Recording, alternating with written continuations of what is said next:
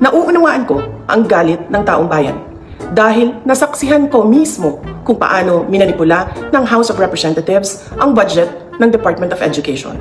Sa halip na sundin ang listahan ng DepEd upang matugunan ang malalang kakulangan sa classrooms, misulang ginawang pork barrel ang pondong nakalaan para sa kabataang Pilipino at pinaghati-hatian ng mga kongresistang malapit sa mga makapangyarihan. Pinili kong huwag sumali sa panggagago sa taong bayan.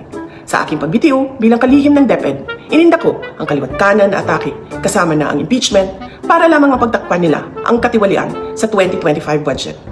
The President now faces a profound crisis of confidence, especially in the way these corruption investigations are being handled, which appear to lack both direction and resolve.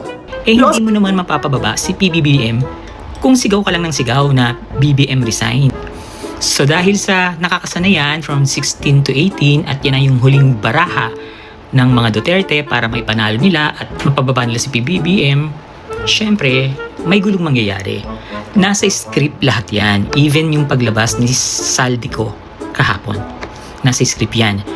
Nung lumabas si Guteza, lumabas siya para paapuyin yung galit ng tao kay Martin Romualdez, kay Congressman Martin.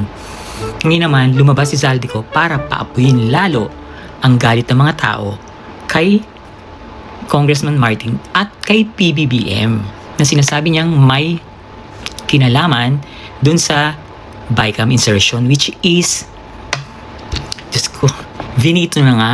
At saka kung gusto nga naman ng presidente na magkaroon siya ng pera, sa NEP pa lang, lilagay niya na yan, hindi na sa BICAM. Kasi NEP ang presidente ang nagdesisyon sa NEP ng isang ahensya. So doon pa lang, di sana, nag-insert na siya, para meron siyang kitain, di ba?